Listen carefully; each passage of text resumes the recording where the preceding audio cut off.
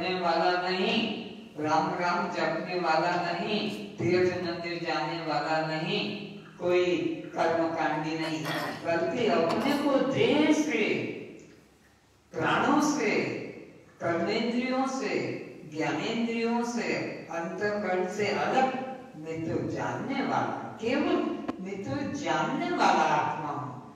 मेरे द्वारा जगत जाना जाता है, मुझे जगत नहीं जान सकता, मैं जानने वाला आत्मा हूँ। ऐसा जो जानता है अपने को कि मैं करने वाला नहीं, क्रिया हो रही है प्रकृति के द्वारा, क्रिया हो रही है ज्ञानेंद्रियों के द्वारा, कर्मेंद्रियों के द्वारा, पंच प्राणों के द्वारा, अंतःकरण के द्वारा, इनके द्वारा क्रियाएं हो रही है, लेकिन मैं किसी कर्म का करता नहीं हूँ। ऐसा जो अपने को जान लेता है, अपने को इस शरीर से पृथक, वह सब पापों से मुक्त हो जाता है। यहाँ प्रकाश का अर्थ सूर्य, चंद्र, विद्युत, दीप का प्रकाश जैसा अर्थ ग्रहण नहीं करना है। प्रकाश का अर्थ बोध, ज्ञान, चेतना है। इसीलिए परमात्मा को सत घन, चित घन, ज्ञान घन, आनंद घन अर्थात सच्चिदानंद घन कहा जाता है। फिर से यहाँ प्रकाश का अर्थ, यहाँ प्रकाश का मतलब ये जो लाइट दिखाया और वो दिखा, ये अर्थ नहीं, बल्कि क्या अर्थ है? अर्थ सूर्य, चंद्र, विद्युत, दीप का प्रकाश जैसा अर्थ ग्रहण नहीं करना है। प्रकाश का अर्थ बोध, ज्ञान, चेतना, बोध, ज्ञान, चेतना है। इसीलिए ज्ञान अर्थ निकालना है। प्रकाश का मतलब ज्ञान, ज्ञान से सब चीजें जानी जाती है, ज्ञान के बिना किसी चीज का प्रकाश नहीं होता। इसलिए गीता का ज्योतिषामपि तत् ज्योति, वो ज्योतियों का ज्योति है।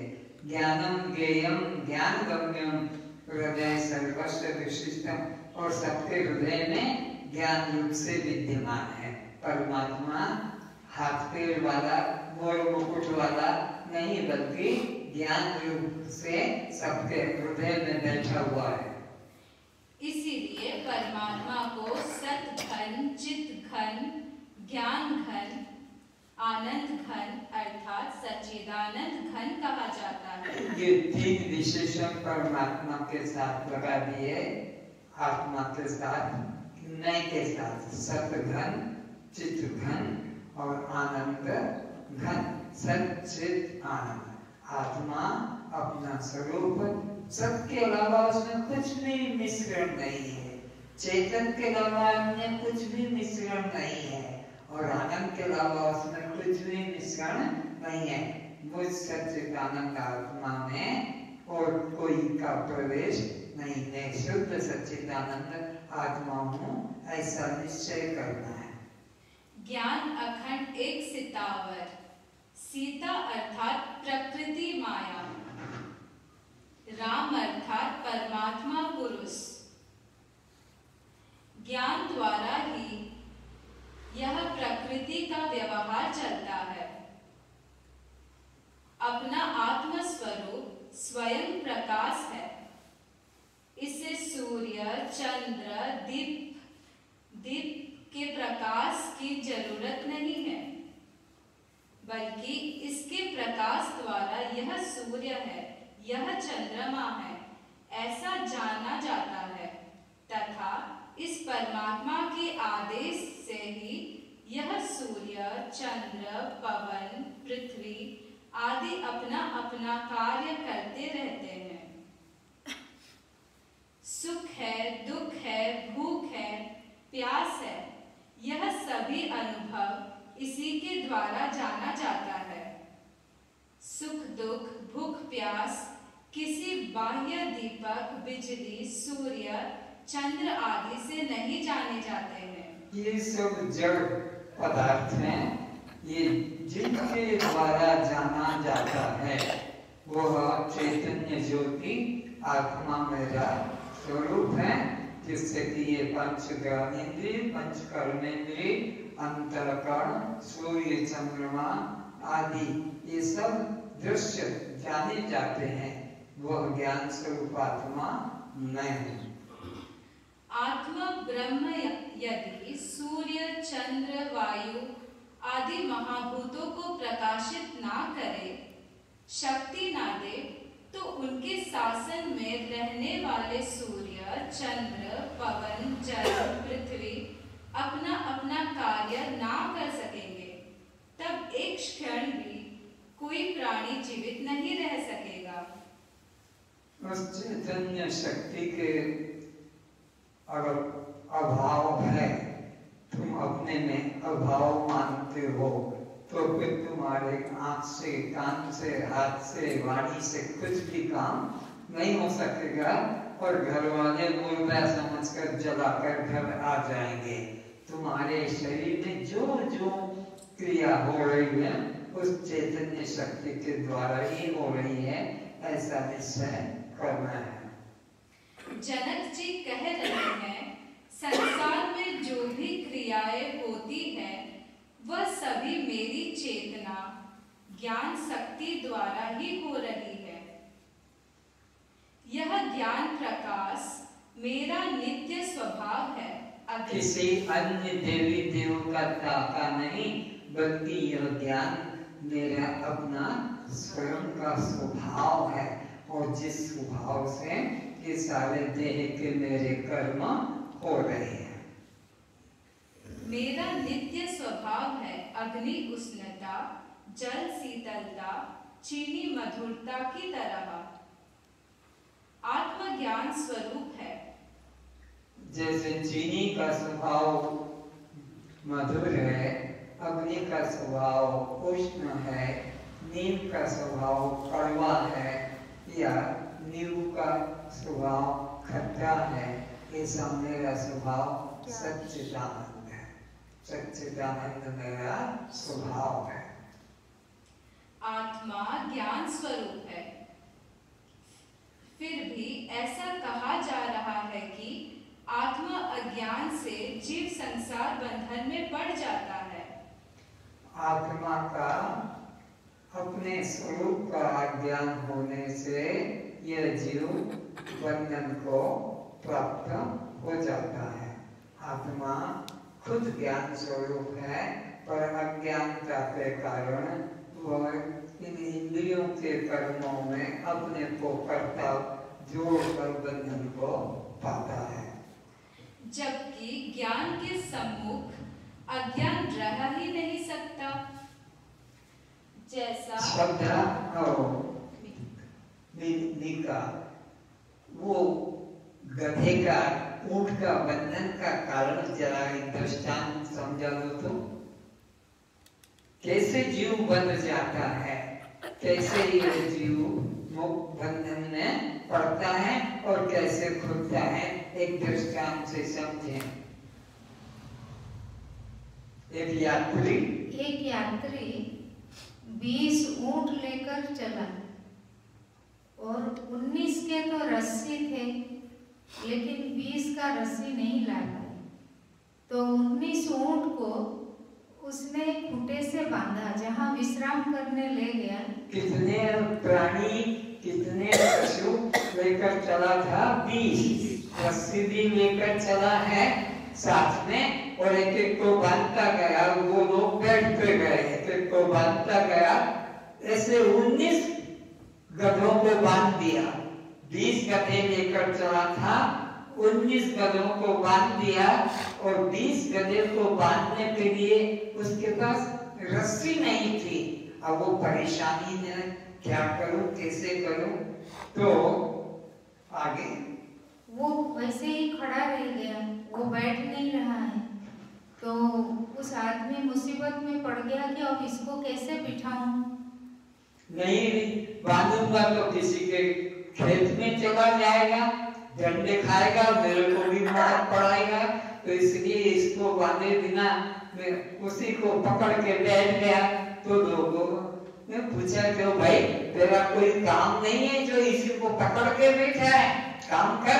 अरे काम तो करना है, लेकिन ये रस्सी नहीं है मेरे पास में, इसे बिना बांधे में चला जाऊंगा तो ये किसी का नुकसान करेगा, तो मेरे को भरना पड़ेगा। तो क्या बोले, जैसे तूने 19 को बांधा है 20 को भी बांध दे। अरे यही तो मेरी मुसीबत है कि रस्सी नहीं है। आगे तो उसने ऐसे ही झूठ मूठ अपना इशारे से खूंटा भी पोता और रस्सी को भी उसको बांधा, तो उसको लगा कि वो बंध गया और वो गधा बैठ गया। तो उसने, समझदार व्यक्ति ने क्या कहा, जैसे 19 को ऐसे 1 2 3 कसते, तू भी इसी तरह 3 घेरे डाल इसको। बोले रस्सी नहीं मिले, रस्सी की जरूरत नहीं गधे को बांधने के लिए, आदमी को जरूरत पड़ती है बांधने के लिए, गधे के लिए तो तू ऐसा 1 2 3 और एक ज्यादा लगा के 4 कस दे। अब क्या तेरा काम कर। और वो काम करने चला गया, वो गधा वैसा का वैसा ही खड़ा रह गया। अब घर जाने की बात आई तो 1 से 19 को जैसे बांधा था, अब खोलने लगा। 1 खोला, 10 खोला, 15 17 18 19 और अब सब चलने लगे। वो 20 वाला गधा वही खड़ा है। वो धक्का भी दे तो भी नहीं जाए। तो बड़ी परेशानी में हो गया कि क्या करूं। बोले जाता क्यों नहीं इसको लेके, अरे ये तो चलता ही नहीं है, वो चलेगा कैसे, तूने इसको बांधा है, खोला है? मैंने तो बांधा भी कहा है। अरे जैसे तुमने ऐसे बांधा था, अब उल्टा हाथ चलाकर वो रस्सी को खोल तो ये चलने लगेगा।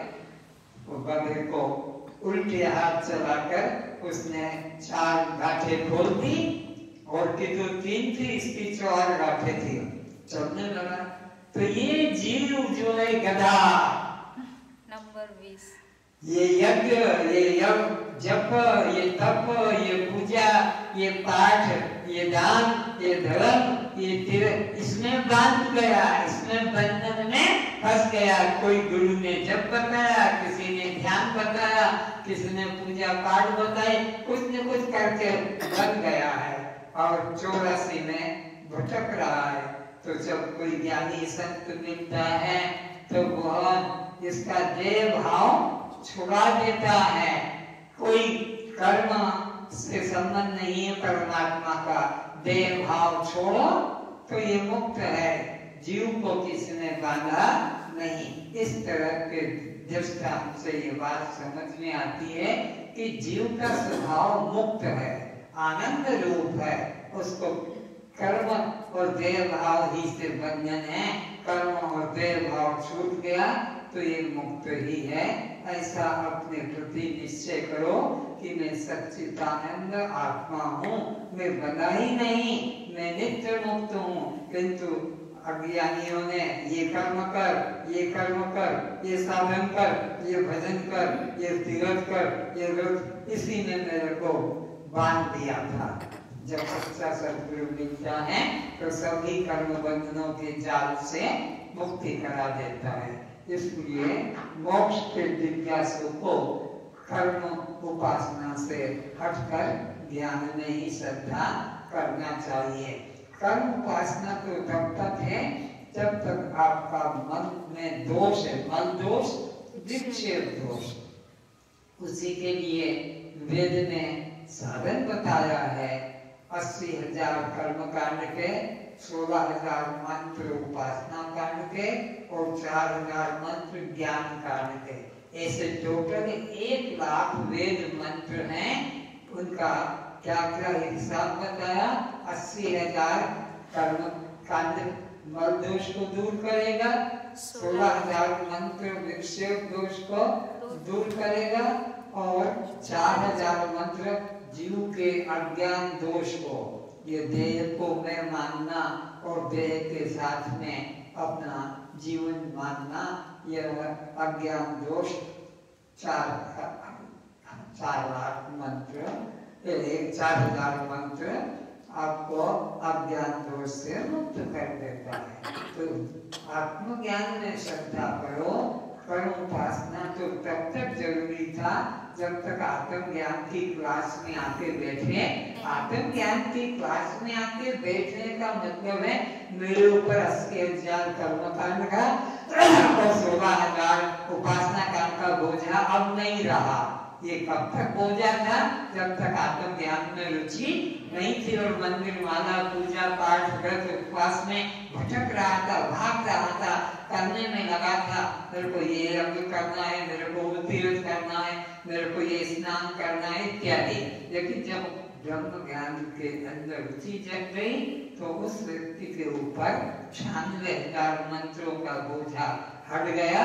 4,000 का बोझा है तो वेद के 4,000 मंत्रों में से भी 4 महामंत्र हैं। अहम ब्रह्मास्मि, अयम आत्मा ब्रह्म, प्रज्ञानम ब्रह्म और तत्त्वमसि। ये 4 महावाक्य हैं।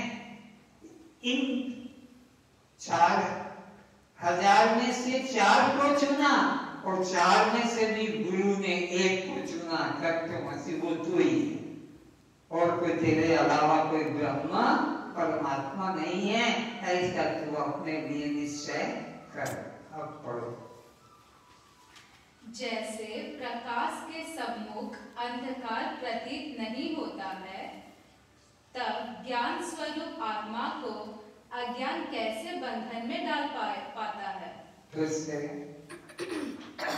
जैसे प्रकाश के सम्मुख अंधकार प्रतीत नहीं होता है, तब जब सूर्य के सम्मुख अंधकार रह सकता है, प्रकाश के सामने अंधकार नहीं रह सकता है।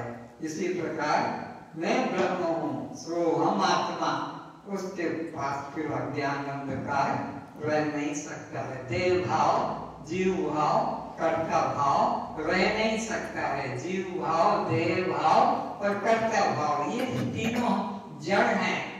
ये तीनों जड़ हैं, इनको निकालना होगा। देव भाव को, जीव भाव को और कर्ता भाव को। ये हट गए तो तुम मुक्त हो। ब्रह्म रूप पहचानो साधो भजन, ब्रह्म रूप पहचानो रे।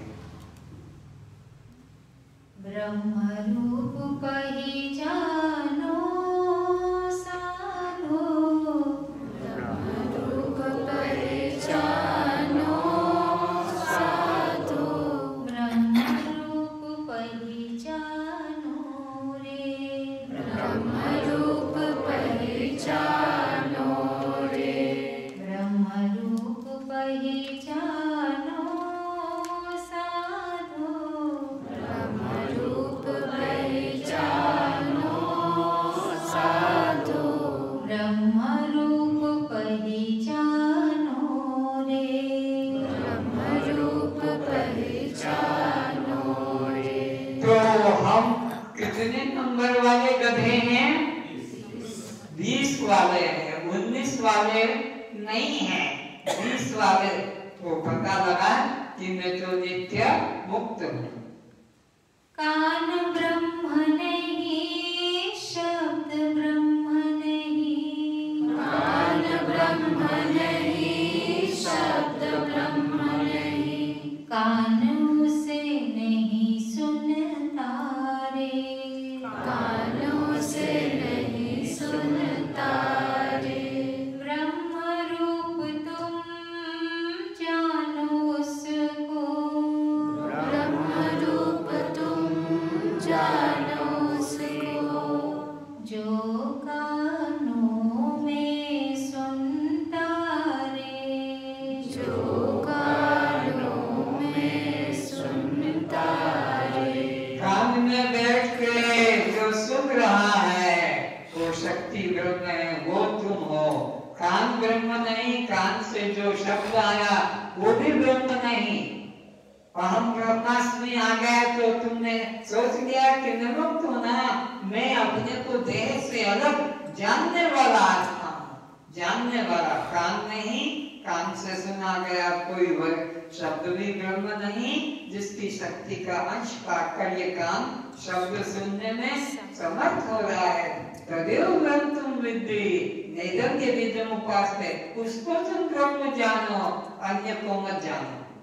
आंख ब्रह्म नहीं, रूप ब्रह्म नहीं, आंख ब्रह्म नहीं, रूप ब्रह्म नहीं, आँखों से नहीं दिखता रे, आंखों से नहीं दिखता रे, ब्रह्म रूप तुम जानो उसको, ब्रह्म रूप तुम जानो उसको, जो आँखों में देखत रे, जो आँखों में देखत रे।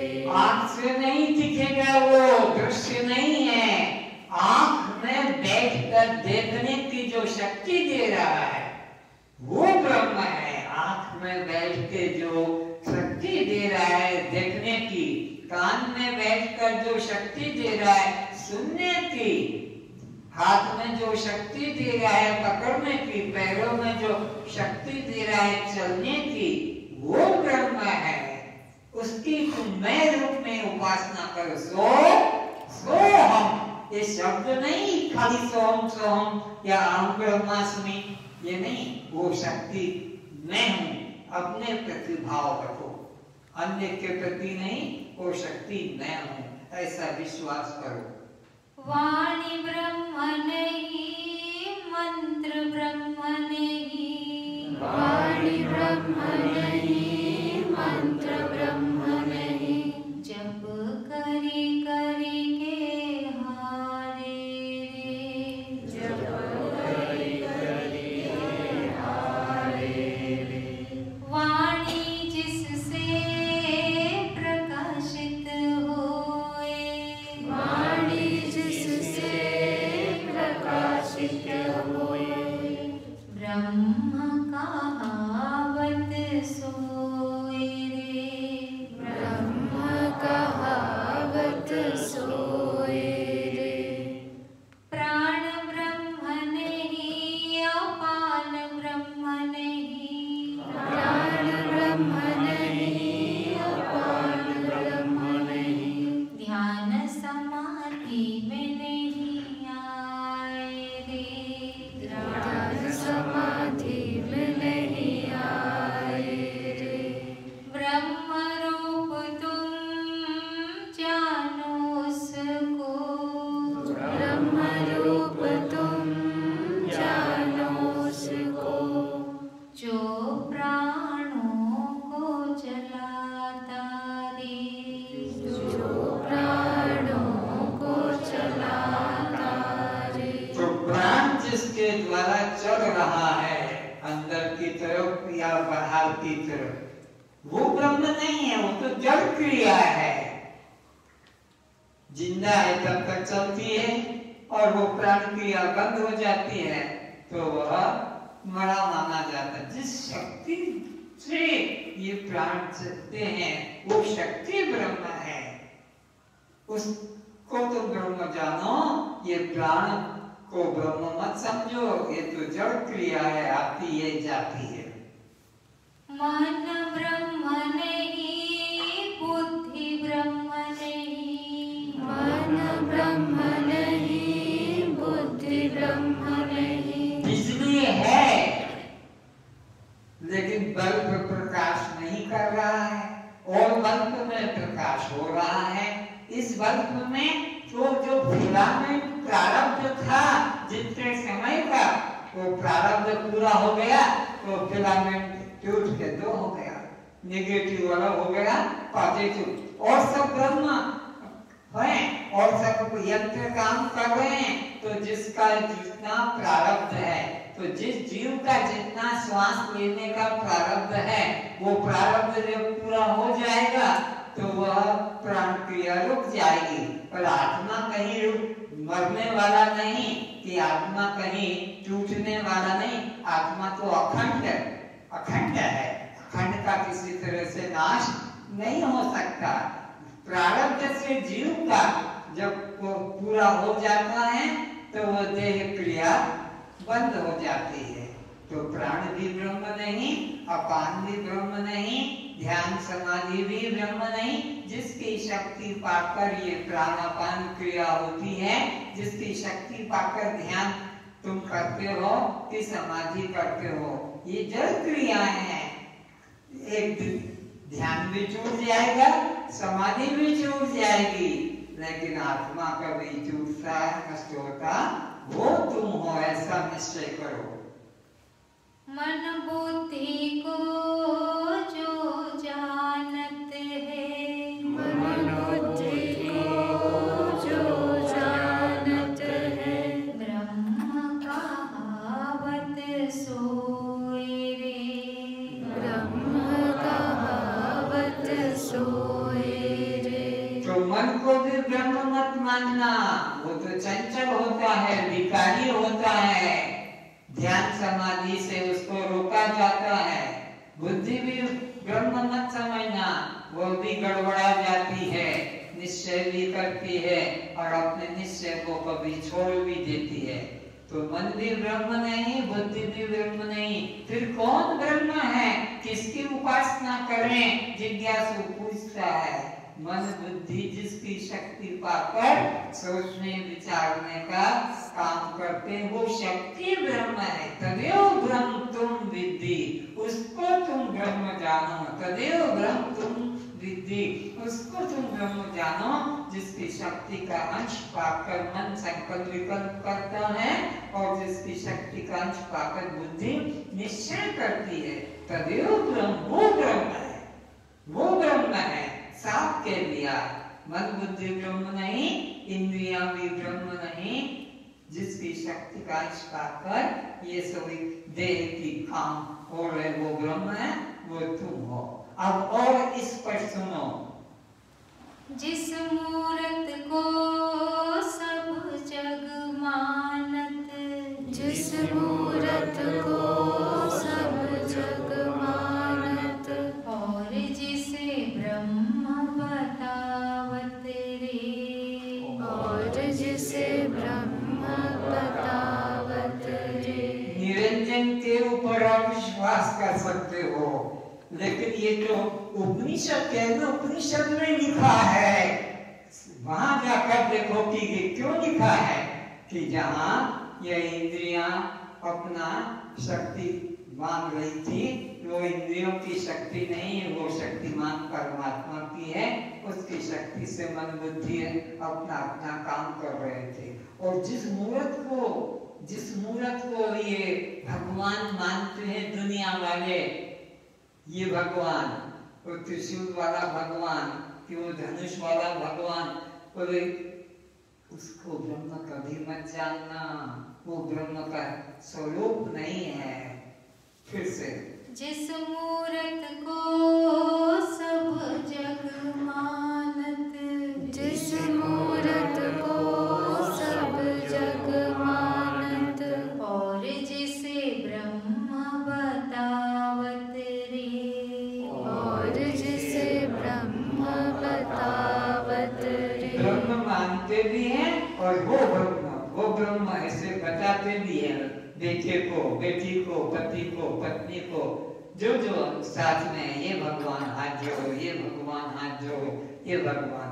उपनिषद ने कहा उसको तुम ब्रह्म मत मानना, वो मूर्ख लोगों की कल्पना है।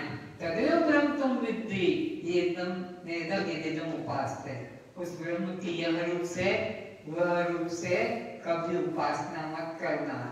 मूर्ख लोग जिसको परमात्मा बताते हैं, वो परमात्मा का रूप नहीं है। कौन है परमात्मा का रूप?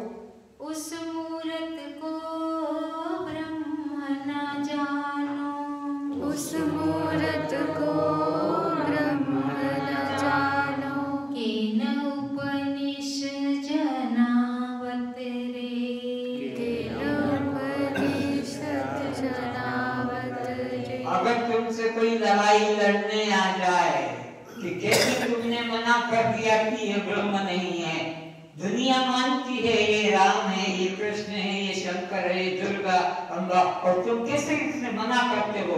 तो कह भैया झगड़े मत। केवल उपनिषद का 5, 6, 7, 8, 9 श्लोक देख ले पढ़ के, साफ लिखा है।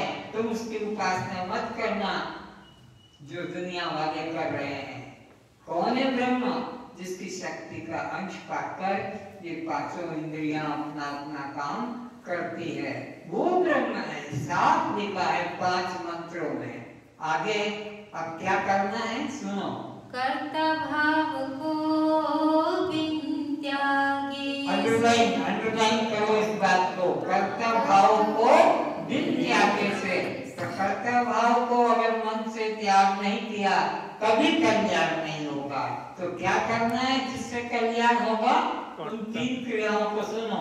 कर्ता भाव से, कर्ता भाव को बिन त्यागे से, कर्ता भाव को बिन त्यागे से, जीव भाव को बिन त्यागे से, जीव भाव को बिन त्यागे से, देह भाव को बिन त्यागे से, देह भाव को बिन त्यागे से, ब्रह्मनिष्ठा नहीं होए रे, ब्रह्मनिष्ठा नहीं होए।